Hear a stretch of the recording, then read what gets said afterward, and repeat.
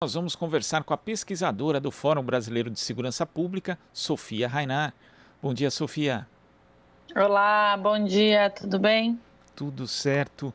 Sofia, o Fórum Brasileiro de Segurança Pública, Unicef, divulgaram um estudo na última sexta-feira mostrando que entre 2016 e 2020, 35 mil crianças e adolescentes foram assassinados no Brasil, que dá uma média de 7 mil por ano.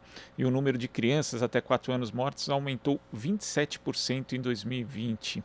Esses números, quando a gente compara, tudo bem que o Brasil é um país, tudo bem não, né? O Brasil é um país muito violento quando comparado a outros, tem índices bastante graves, mas nesse aspecto das crianças e dos adolescentes, a comparação fica ainda pior para o país.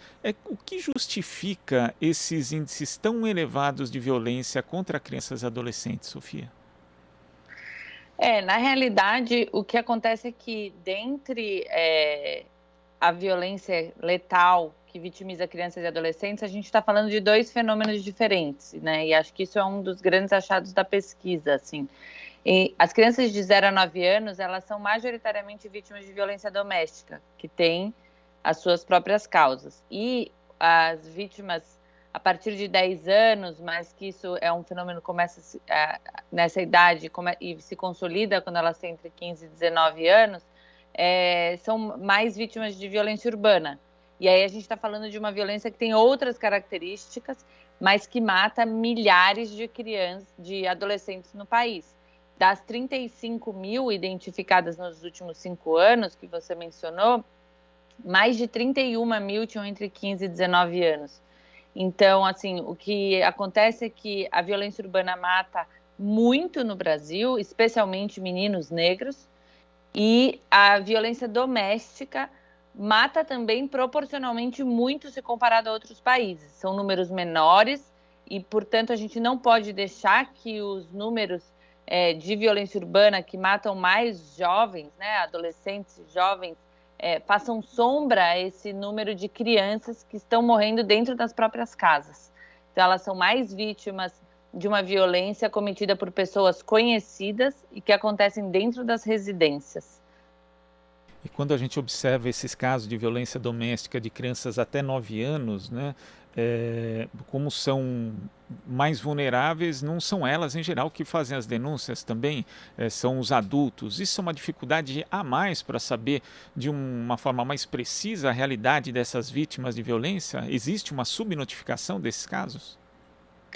Sem dúvida, esse é um grande problema quando se trata de violência contra a criança.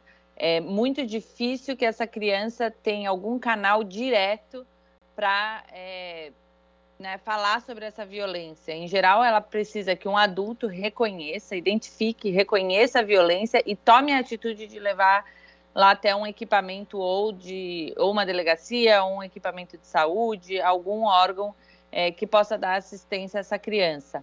E isso, sem dúvida, faz com que a gente tenha uma subnotificação.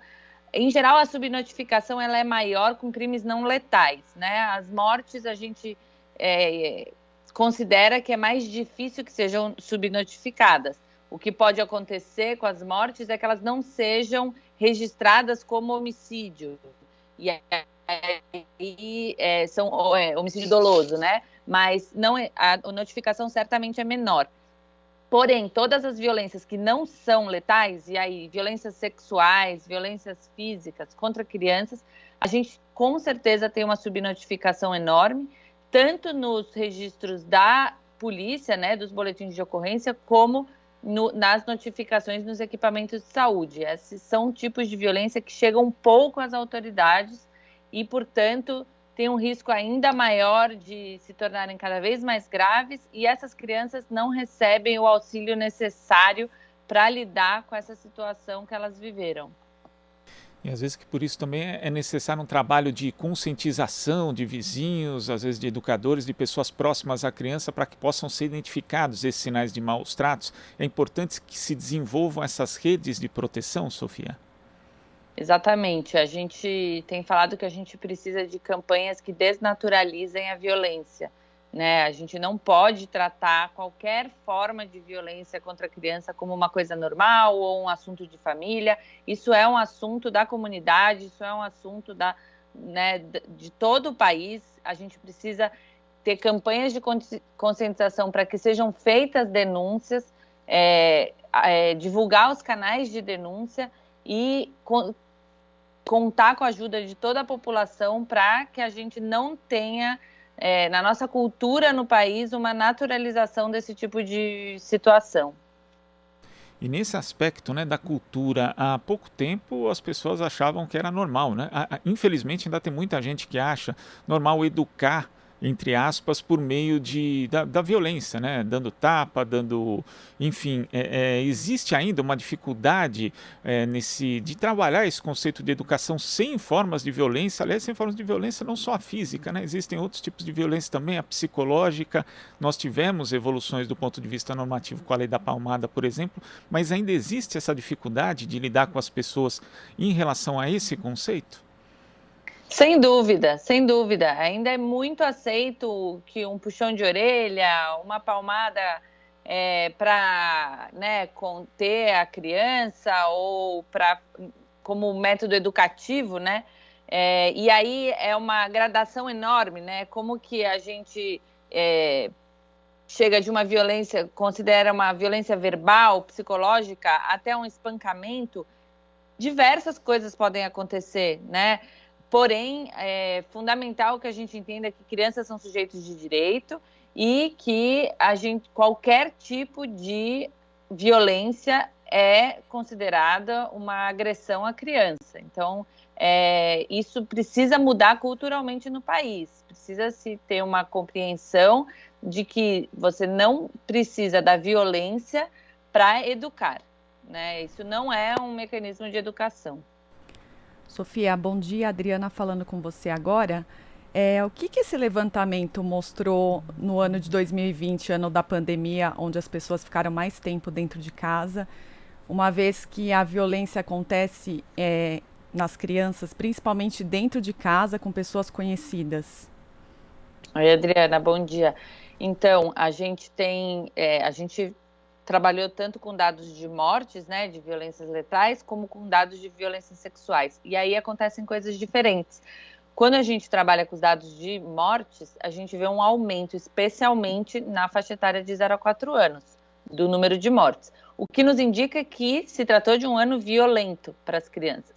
No entanto, quando a gente vai trabalhar com dados de violência sexual, há uma redução dos registros. O que acontece? Quando a gente analisa esses registros mensalmente, você vê que ali nos meses de março, abril, maio, quando as medidas de isolamento social são mais rígidas, ninguém conhecia ainda direito o vírus, o que estava acontecendo, né? Que as pessoas se recolhendo, todo mundo ficou com muito medo de sair de casa, os equipamentos públicos todos tiveram alteração de funcionamento. Ali teve uma queda significativa do número de registros, que logo começa a se recuperar. Em maio, junho, ele volta aos níveis normais. Isso não é um fenômeno só da violência sexual, só de crianças. O Anuário Brasileiro de Segurança Pública mostrou que isso aconteceu com todos os crimes que necessitam ida das pessoas às delegacias para fazer os registros. Então, o que a gente considera é que houve uma enorme subnotificação e, portanto, a gente não consegue dizer exatamente o que aconteceu no ano de 2020, mas se aumentou, se reduziu, mas é possível dizer que houve uma subnotificação e que provavelmente foi um ano tão ou mais violento para as crianças que ficaram em casa. Né? As crianças, quanto menor a faixa etária, mais ela é vítima de violência doméstica, mais são pessoas conhecidas que são os agressores, são familiares muitas vezes, dentro das próprias residências. A gente imaginar que essas crianças ficaram em casa, presas, né, entre aspas, mas assim, sem poder sair de casa, muitas vezes junto aos seus agressores, e sem qualquer acesso a qualquer outro adulto que pudesse identificar essa violência, como os professores, por exemplo, já que as escolas estavam fechadas. Então, foi um ano muito problemático, a gente ainda está entendendo qual é o tamanho do problema, né? As crianças estão começando a voltar para a escola agora e aí a gente vai, aos poucos, tentar identificar o que aconteceu nesse ano de pandemia. Agora, você falou, Sofia, que são dois fenômenos diferentes, né? O das crianças até 9 anos que morrem vítimas de violência doméstica e o grupo de crianças e adolescentes de 10 a 19 anos que são mais vítimas da violência urbana. E quando a gente observa isso, 10 anos é muito cedo, né? Para a pessoa ser vítima de violência urbana, já está nesse contexto. Eu queria saber se isso tem relação justamente com essa questão da vulnerabilidade social e também da permanência de crianças e adolescentes na escola, Sofia.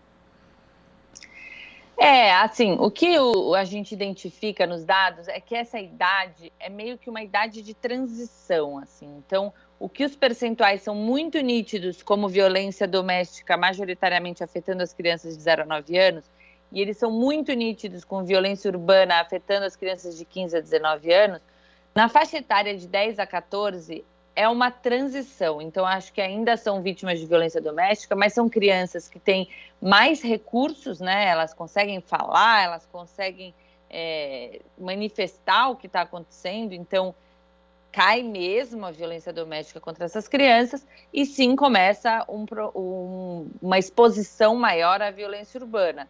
E aí, a violência urbana, sem dúvida, vulnerabilidade social é um fator que aumenta esse risco, né, de exposição a esse tipo de violência, o que não é verdade, assim, a gente não tem dados categóricos em relação a isso, mas tudo indica que não se trata do mesmo tipo de risco quando a gente está falando de violência doméstica, né, famílias pobres, famílias ricas, famílias brancas, famílias negras, todas elas têm problemas com violência doméstica. A gente não identifica a vulnerabilidade social como um fator determinante, o que a gente já identifica quando a gente trata de violência urbana. Então, sim, acho que é um fator e acho que mas é uma faixa etária de transição, é a idade que as crianças estão começando a estar mais expostas a esse contexto urbano. E no aspecto de resolução dos problemas, Sofia, além das campanhas de conscientização, que outras medidas poderiam ser tomadas pelo Estado de uma forma geral para conter essa violência contra crianças e adolescentes? É fundamental o fortalecimento dos órgãos públicos, os diferentes órgãos que lidam com esses tipos de violência, né? A começar por todos os mecanismos de recepção de denúncias, disque denúncia, né, para que as pessoas tenham para onde ligar, mas também fortalecer os órgãos, tanto de delegacias, órgãos de identificação, investigação e punição de agressores, e os órgãos que vão fazer tanto a identificação da violência, que vão muitas vezes encaminhar isso para a polícia, né, os casos para a polícia, mas os órgãos que vão dar assistência a essas famílias e a essas crianças. E aí a gente está falando dos equipamentos de saúde, dos equipamentos da assistência social, que vão lidar com todas as consequências dessa violência. E quando a gente está falando de violência urbana, a gente precisa tratar sobre o uso excessivo da força, falar sobre violência policial, melhoria da infraestrutura das polícias. Aí tem problemas maiores, como desigualdade social, problemas de crise econômica, tudo isso afeta o cenário da violência. E aí tem um aspecto que é fundamental, que a gente precisa tratar, as políticas de controles de armas, né? A gente está num contexto no Brasil de liberação das armas. As armas, elas com certeza contribuem para a piora desse cenário, tanto quando a gente fala de violência urbana, como também quando a gente está falando de violência doméstica. Se existe um tiroteio numa rua, um contexto de violência urbana, isso pode terminar na morte e termina, né, na morte de crianças e adolescentes, mas também quando as famílias, as pessoas têm mais acesso a armas, um contexto de violência doméstica pode se tornar letal muito mais facilmente quando tem uma arma dentro de casa. Então, são diversos os fatores. Mas eu diria que fortalecer os órgãos públicos todos que lidam diretamente com vítimas de violência, com identificação, notificação e registro de violência, investigação, punição de agressores e aí outras políticas de âmbito nacional que precisam garantir que a gente viva um ambiente seguro no nosso país. Sofia, quando a gente traz os dados aqui para São Paulo, o levantamento mostra que o São Paulo tem a maior proporção de mortes de crianças e adolescentes cometidas por policiais no país. O que é possível fazer nesse sentido? O que o levantamento mostrou, pegando esse recorte de São Paulo, e o que é possível fazer nesse sentido, quando envolve a polícia? Na realidade, o que a gente trouxe quais são as taxas de violência policial por estado, né? A violência policial é um problema super sério no Brasil, e aí a gente mostrou como isso afeta crianças e adolescentes de 10 a 19 anos. Ele é um problema que é localizado, tem estados que têm problemas muito mais graves do que outros, né? E é fundamental que a gente entenda que a violência policial, você consegue identificar quais os estados que têm mais casos e os maiores problemas com isso, e também regiões específicas, batalhões específicos que têm um índice maior de letalidade. Então, seria possível fazer políticas especializadas, né, focadas aonde existe o problema. E, para isso, é fundamental que se fortaleçam as corregedorias de polícia, que exista responsabilização não só de indivíduos, mas também da instituição, né, das instituições relacionadas às chefias policiais, para que a gente reduza esses índices que estão... São Paulo e Rio de Janeiro são estados que têm uma proporção muito maior de mortes causadas pela polícia, e devem haver políticas específicas para combater esse tipo de violência. Sofia, queria agradecer a sua participação aqui no Jornal Brasil Atual e até a próxima. Até. Prazer. Muito obrigada. Nós que agradecemos. Conversamos aqui com a pesquisadora do Fórum Brasileiro de Segurança Pública, Sofia Rainar. Você está ouvindo Jornal Brasil Atual. As notícias que os outros não dão.